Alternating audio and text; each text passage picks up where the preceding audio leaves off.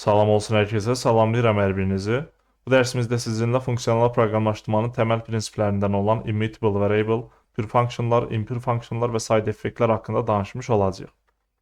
Burada deyə bilərsiniz ki, niyə görə mən bunların bir neçəsini bir yerdə izah edirəm, yəni hər birini ayrı-ayrı izah etmirəm. Çünki bunlar bir yerdə olduğu zaman əslində biri digərini yaradır, biri digərinə belə deyək də bağlıdır deyə bilərik. İndi bunu yazdıqca görəcəksiniz əslində. Ona görə ayrı-ayrı keçməyi mən elə düşündüyüm ki, effektli olmayacaq, bir yerdə keçməyim daha yaxşıdır. Pure funksiyonlardan başlayacağıq. İlk öncə pure funksiyonlar haqqında nəzəri olaraq danışsaq, öncəki dərsdə də demişdik ki, pure funksiyonlar müəyyən bir parametr alır, içərisindəki dəyişənlər və deməli aldığı parametrlərə əsasən müəyyən bir data emal eləyir və onu geri qaytarır. Qısa olaraq belə başa düşmək olar. Yəni və əsas olaraq burada əsas prinsip nədir? Məsələn 5 cavabı 5 göndəririksə dəyər olaraq pure funksiyona parametr olaraq, həmin funksiyon mənə 10 cavabı qaytarırsa, bunu dəfələrlə etsəm, fərqli-fərqli mühitlərdə etsəm, mənə yenə eyni cavabı qaytarmalıdır. Yəni 5 göndərəndə 10 qaytarmalıdır. 20-30 qaytarmamalıdır. Fərqli bir şey qaytarmamalıdır. Yəni 5-ə uyğun bir dənə onun çıxdısı olmalıdır və hər yerdə, bütün layihədə o cavabı qaytarmalıdır. Bu bilirsiniz, insanlara bənzətsək pure function. Məsələn, bəzi insanlar var ki, onlara müəyyən bir sual verdiyin zaman o sənə müəyyən bir cavab qaytarır. Həmən insan çətində də olsa, nə bilim, sıxma boğma altında da olsa belə deyə bilərik də, o eyni sözü demiş olacaq. Necə insandır o? Təmiz insandır, saf insandır, olduğu kimi insandır. Türklər buna nəbi şahsına münasır insan deyir. Yəni olduğu kimi insan. Necə var elədir. Ölüm ayağında da sən ondan o sözü soruşsan eyni cavab verəcək, müəyyən bir şey soruşsan, sənə eyni nəticəni qaytaracaq. Suyun altında da soruşsan, normal mühitdə də soruşsan. Bax pure functionda belə başa düşmək olar. Yəni ona sən müəyyən bir data göndərəndə o sənə ona uyğun bir dənə cavab istehsal edəcək və bütün mühitlərdə sənə onu qaytaracaq. Yəni müəyyən bir mühitdə təsirə düşüb sənə fərqli bir cavab verməyəcək. Belə başa düşmək olar, yəni saf funksiyadır.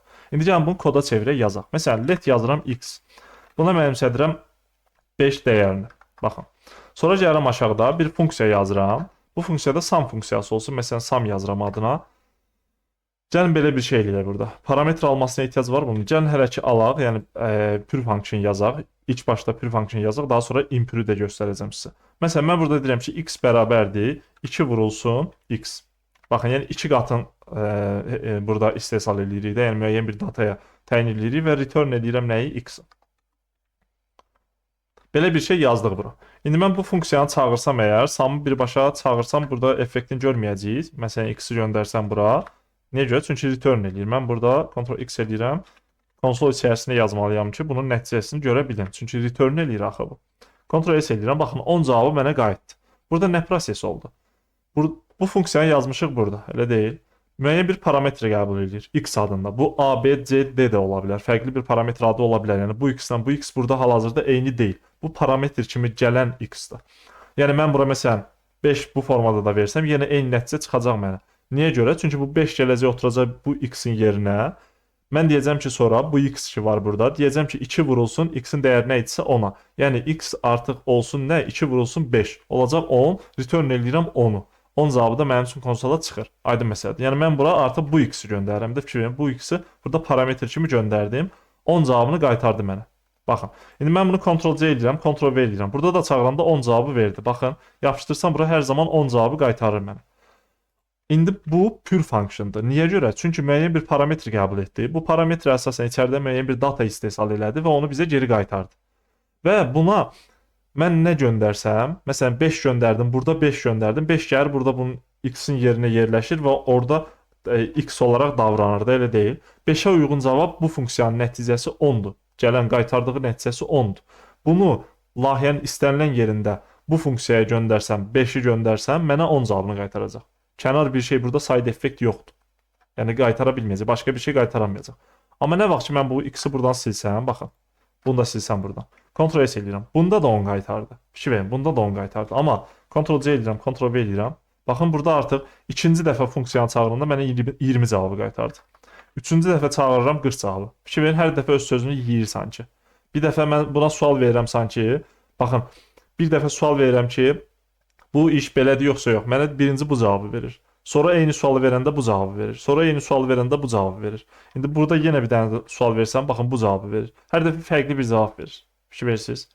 Burada bir dəfədə fərqli bir cavab versə, artıq o pure function olmayacaq. Niyə görə?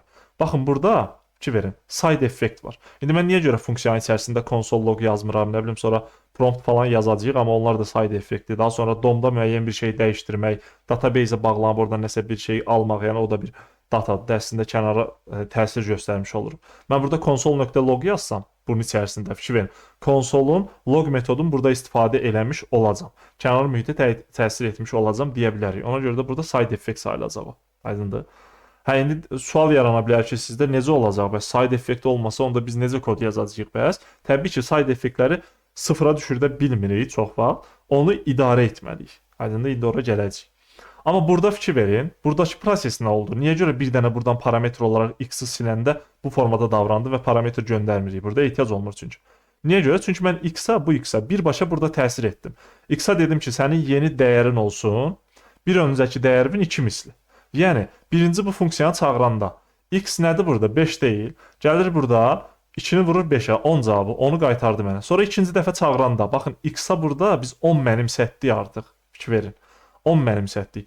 Ona görə burada ikinci dəfə çağıranda o x-in dəyəri 10 qalıb. Artıq bu 5 deyil, sanki burada 10-dur. Bu belə olur.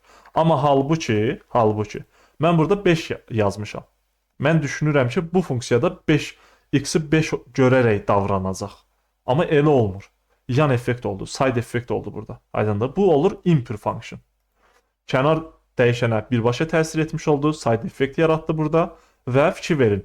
Bir dəfə çağırıram, parametr falan göndərmirəm, çağırıram bunu, amma hər dəfə mənə fərqli cavablar verir. Aydındır? Amma nə vaxt ki mən bura x yazsam bu formada, sonra gəlib burada x-ları artıq bunu parametr kimi göndərsəm, yəni məsələn 5 göndərirəm, 5. Fikir verin. Kontrol edirəm, hamısında 10 cavabı çıxdı mən. Fikir verdiniz. Nə qədər sual versəm də mənə eyni cavabı qaytardı. Bu oldu pure function. Yaxşı, bəs bunu qaytaraq.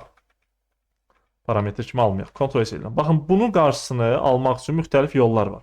Bir dedik pure function yazmalıyıq. Pure function yazırıqsa bunu parametr kimi qəbul etdirməliyik bunu. Parametr kimi verməliyik ki, onun daxili variable kimi olsun, dəyişəni kimi olsun və orada o formada davransın. Amma yaxşı, bu cümlə nədir? Bax, bu yazılış nədir burada? Immutable variables ya da data. Yəni dəyişməz dəyişən. Baxın, dəyişməz dəyişəndir də bu əslində. Biraz qəribə səslənir. Necə olur? Bunun adı dəyişəndir, amma deyirik ki, dəyişməz olsun.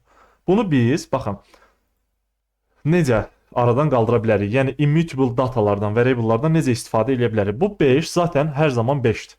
Fikir 4 hər zaman 4-dür. 5 hər zaman 5-dir. 10 eyni ilə hər zaman 10-dur. Amma dəyişən burada x-dir. Bunun dəyəri dəyişir. Fikir verin. Biz elə eləməliyik ki, maksimum dərəcədə bu x-in dəyəri ilə oynamayaq. Yəni hər insan, indi mən burada tək yazıram kodu, siz tək yazırsınız, amma gələcəkdə inşallah layihədə çalışdığınız zaman müxtəlif developerlərlə bir yerdə işləyəcəksiniz. Siz bunu qlobal təyin etdiyiniz zaman, qlobal təyin etmək məsləhət görülmür. Daha sonra dəyişdirilə bilən data olmamalıdır bu. Əgər dəyişdirilə biləndirsə, o müəyyən nəzarət altında dəyişdirilməlidir. Məsələn, örneğin OOP istifadə olunub yazılan dillərdə, məsələn Java-nı misal göstərək. Orada OOP-dən istifadə olunur da klasslar üzərindən gəlir dedik. Məsələn, klass daxilində müəyyən dəyişən təyin edə bilərik. Orada zaten qlobal dəyişən təyin edə bilmirsən. Python-dakı kimi deyil. Python-da qlobal dəyişən təyin edə bilirik. Amma Java-da elə bir şey yoxdur. Klass daxilində olmalıdır. Onun da şərtləri var. Məsələn, public təyin edə bilərik dəyişəni və yaxud da ki, protect yaza bilərik, private yaza bilərik, ümumiyyətcə klass daxilində olsun. Bu formada yaza bilirik. Hətta onlara da təsiri encapsulation deyilən bir mexanizma var, belə deyək də sistem var. Müəyyən funksiyalarla dəyişənlərin dəyərini dəyişdirmək mümkün olur. Yəni Java-da da əslində buna diqqət olunub ki, data nə qədər dəyişməz olsa, bir o qədər rahat olur əslində. Bir o qədər idarə etmə rahatlaşır. Məsələn, threadlərdə falan bu çox önəmli bir şeydir. Müxtəlif threadlər eyni zamanda çalışdığı zaman bu datanı dəyişəcək. Bu da dəyişdisə əgər, aləm dəyəcək bir-birinə artıq.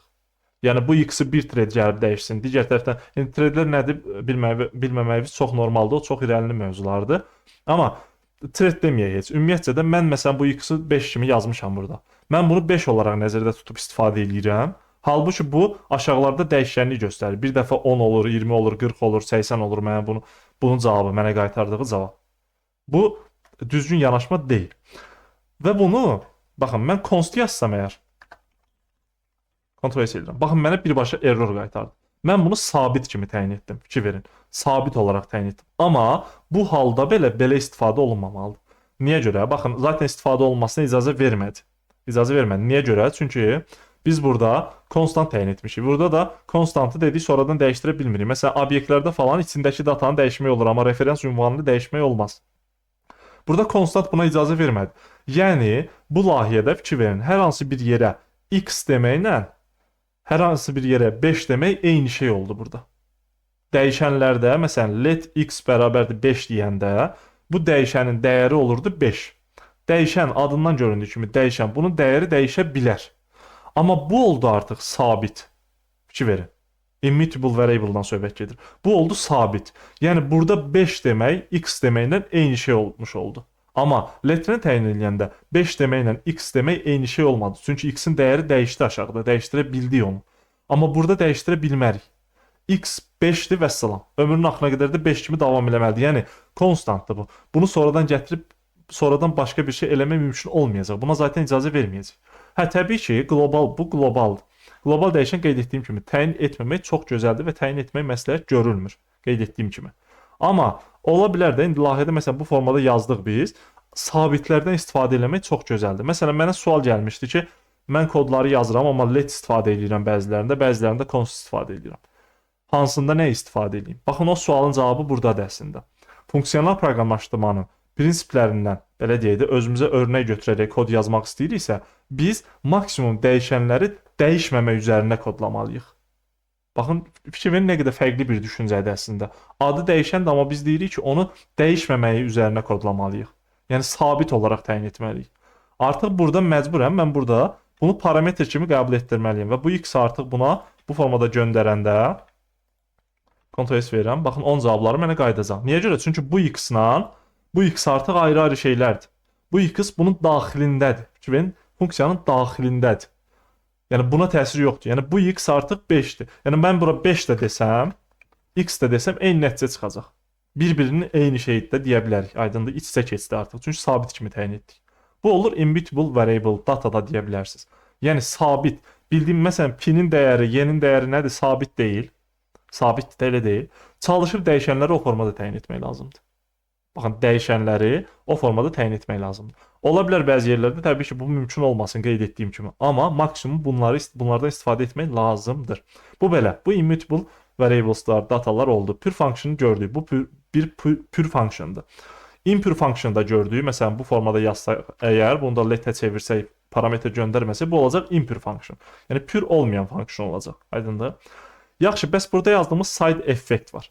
Bu side effektləri necə də aradan qaldıra bilərik? Örneğin, gəlin bunu örnəyinlə yazaq. Ctrl-KC edirəm. Düşünün ki, bizim bax, istəyirsə yazaq elə. Bizim bir show user deyək. Funksiya adlarına elə də önəm verməyəcəyik burada. Məsələn, mən deyirəm ki, const deyirəm. Bu bir prompt istəyəcək. Baxın. Prompt. İstifadəçi müəyyən bir dəyər daxil etsin də. Məsələn, adınızı yazın. Adınızı yazın. Bunu yazdıq, elə deyil. Sonra bu ad gəldi də const yazmışıq bura. Burada təbii ki, user name yazaq da. Userin name olsun da, belə deyil. Bu user name gəldi. Məsələn, Ali yazdı ora, Alisə yazdı, nəsə yazdı da, elə deyil. Sonra const deyirəm mən burada. Bu konstanta da müəyyən bir dəyişən deyə bilərik. Məsələn, burada nə hello user dəyişəni deyək bu formada. Gəlin belə yazaq. Bu da olsun belə. Təbii ki, bunu formada yazaq. Hello. Nə demək istədiyimi indi göstərəcəm. Plus olsun username. Baxın, bundan istifadə eləyək. Və aşağıda da artıq bizim məsələn datamız gəldi bizə məsələn Alisa adında. Hello Alisa da, yəni salam Alisa yazısı burada istehsal olundu və bunu da nə edəcəyik? Konsola yazacağıq. Məsələn konsola hello useri yazıram. Ctrl S edirəm. Gəlirəm burada show useri çağırıram. Ctrl S edirəm. Məsələn Alisa yazaq. Hello Alisa yazısı bizim üçün çıxdı. Elə deyil. Bu formada yazdı. Amma bu funksiya, indi bura bir dənə də yazaq yoxlayaq. Baxın, bu funksiya side effektlərlə doludur yəni. Fikir verin. Prompt almışıq burada. Prompt side effect sayılır. Biz bilirsiniz, əslində bu pure funksiyonlardan istifadə etmək həm dediyim kimi idarə etməni asanlaşdırır, həm də indi testlər yazdığımız zaman ya da debug etdiyimiz zaman biz çox rahatlıqla bilə biləcəyik ki, artıq əslində bu datanın dəyişdiyi yer üçün bu pure funksiyonlar olan yerə baxmaq lazım deyil. Çünki pure function zaten onu dəyişməyəcək. Fikir verin. Zaten onu dəyişməyəcək. Ona sabit olaraq hörmət eləyəcək də, belə deyə bilərik. Aydındır. Amma side effektlər ki var, onları bir yerə yığıb həll yolu tapa bilərik. Məsələn, burada side effekt nədir? Konsola loqlayırıq. Bu bir side effektdir. Və yaxud da ki, burada prompt alırıq. Bu side effektdir. İndi bunları ayrı-ayrı funksiyalara parçalasaq əgər biz, baxın. Bu qalsın elə burada. Ctrl K C edirəm. Bu qalsın burada. Mən gəlib bir dənə show yazmayaq da, istəyirsiniz birinci funksiya yazaq burada bir dənə. Gəlin bir dənə funksiya yazaq. Bu funksiyamız nə olsun? Deməli, məsələn, get user name olsun. User name gətirsin də bu. Return eləsin birbaşa nəyi? Prompt. Prompt yazırıq bura. Adınızı yazın olsun. Fikir verin. Bu impure function'dır. Baxın, prompt var burada. Fikir verin. Impure yazdıq bunu. Sonra gəlirəm, baxın. Düşün ki, bunun dəyəri gəldi Alisa. Elə deyil. İndi buna uyğun bir data hazırlamalıyıq da biz. Make data da deyə bilərsiniz. Nəsə data deyirəm bura. Bu formada deyirəm. Gəlirəm bura. Burada nə olacaq artıq? Bu bir parametr qəbul edəcək. Text olsun ya da user name olsun. Məsələn, text deyirəm buna. Müəyyən bir text qəbul edəcək. Yəni Alisa yazdıq. Bu Alisanı bura dəyər kimi göndərəcəyik biz. Və bu bizə return eləyəcək nəyi? Baxın bunu. Hello plus text. Ya da name də deyə bilərik. İstəyirsin name deyək. Ctrl-C, Ctrl-V. Bu formada. Bu da artıq deməli texti hazırladı. Bir dənə də gəlin funksiyaya deyək. Nə yazaq? Show user də deyə bilərik, log da deyə bilərik. Show user deyək də elə. Yuxarıda yazmamışıq. Hə. Show user yazıram bura. Bu nə edəcək bəs? Bu da loglayacaq. Konsola loglayacaq. Bu necə loglayacaq bəs? Gələn datanı. Gələcək deyirik sadəcə. Buna da parametr olaraq gələcək də. Belə deyil. Data olsun ya da text olsun. Data olsun. Text deyək. Buna text deyək. Buna da text deyək. İndi izah edəcəm bunu niyə görə yazdım. Ctrl-S. Fikir verin. Burada bu impure function'dır. Bu pure function'dır. Fikir verin. Bu pure function'dır. Niyə görə? Çünki name var. Hello name yazacaq. Mən sadəcə bunu geriyə qaytaracaq da. Mən bunu A göndərdim. Hello A olacaq. Alisa göndərdim. Hello Alisa olacaq. Mehdi göndərdim. Hello Mehdi olacaq. Fikir verin. Bu pure function'dır. Bu impure function'dır. Konsol var içərisində. Bu da impure function'dır. Prompt var. Fikir verin. İndi bunları biz bir yerdən idarə edə bilərik. Necə? Məsələn, main adında bir funksiya yazıram mən burada. Main adında funksiya yazdım. Baxın. Burada ilk öncə bizdə necə olur? Baxın, adınızı yazın. Yəni buradan bir ad qayıdacaq da bizə. Deməli, get user name-i mən burada çağıra bilərəm. Get user name-i burada çağıracam. Bu mənə bir ad qaytaracaq, elə deyil. Onu da const deyirəm burada. Const deyirəm user name olsun. Dəyişən adımız. Buradan qayıdan datanı tutduq. Fikir verin. Buradan qayıdan datanı tutduq burada. Sonra nə edəcəm mən? Datanı tutandan sonra bu user name-i data funksiyasına parametr kimi göndərməliyəm də, mən elə deyil. Data funksiyasına user name-i parametr kimi göndərdim. Yəni buradan Alisa gəldi mənə düşünün. Bu Alisanı bu data funksiyasına parametr kimi göndərdim. Yəni hello Alisa olacaq da artıq. Bu da geriyə bir şey qaytaracaq, elə deyil. Const deyirəm. Data adı ilə tutmayaq gəlin bunu. Məsələn hello user deyirəm. Dəyişən adları çox əlaqəsiz ola bilər. Sadəcə burada əsas məsələni izah eləmək istəyirəm mən sizə. Hello user. Bu artıq hazır text oldu da, fikir verin. Hazır text olmuş oldu. İndi bu show user'ə mən nə etməliyəm? Parametr kimi göndərməliyəm. Baxın, show user'ə nəyi? Hello user'i parametr kimi göndərməliyəm. İndi burada nə etdi deyə bilərsiniz. Gəlin buna baxaq. Görə işləyəcək bu. Təbii ki, main-i də çağırmalıyam burada.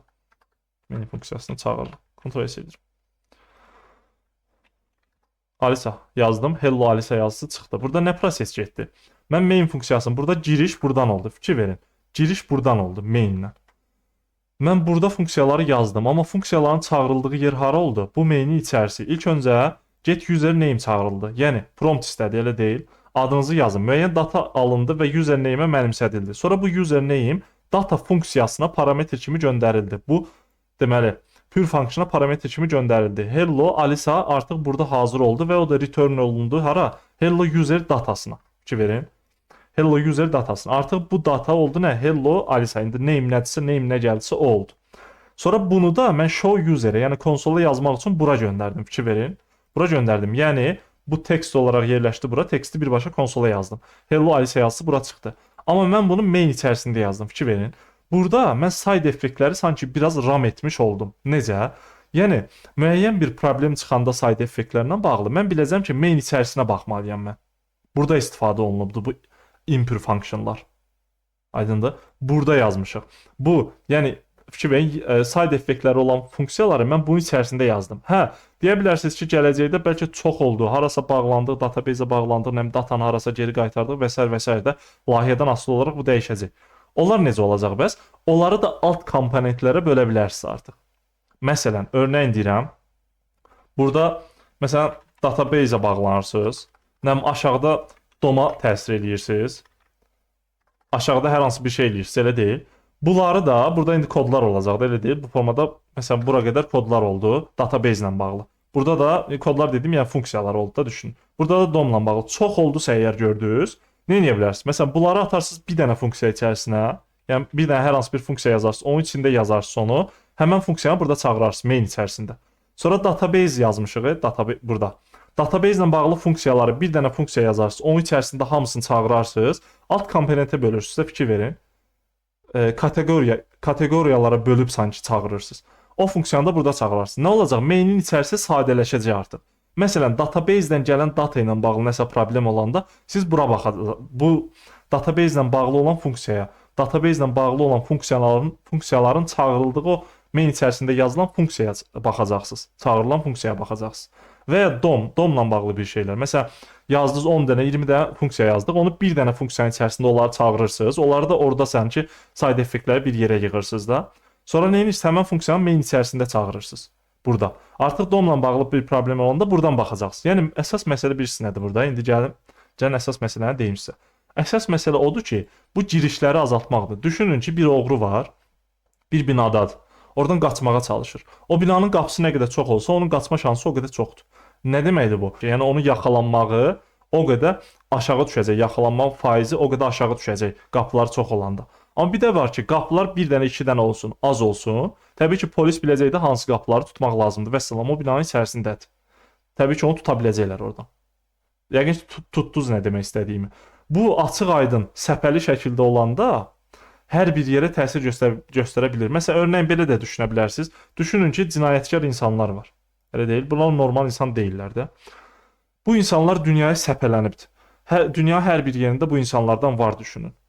Bir də var ki, türmələr var, elə deyil. Həmin türmələrdə ram olunub bu insanlar. Təbii ki, orada da müəyyən, belə deyək də, mənfiliklər olur. Amma o dünyada səpəli olmağındansa bir yerdə olanda onları idarə etmək daha rahat olur. Aydındır? Eyni ilə baxın, bunları da eyni məntiqlə yanaşa bilərsiniz bu side effektlərin ram olunmasına. Aydındır? Yəni bir yerdən idarə edə bilmək lazımdır bunu. İndi qeyd etdiyim kimi, obyekt-nömrə proqramlaşdırmada bəzi dillər var ki, bunları çox gözəl dəstəkləyir əslində, amma bəzi dillər var ki, orada tam olaraq yenə müəyyən problemlər çıxır. Çünki OOP yönümlü getdiyi üçün funksiyonel proqramlaşdırma sanki biraz kənara atılıb, amma sonradan inteqrasiya olunmağa çalışılıbdır. Aydındır? Ola bilər həmən dillərlə işləyəndə bu çətinlikləri yaşayasınız. Məsələn, JavaScript-lə də işləyəndə ola bilər ki, belə bir layihə qarşınıza çıxsın. Aydındır? Yəni bunu görəndə təəccüblənməyin.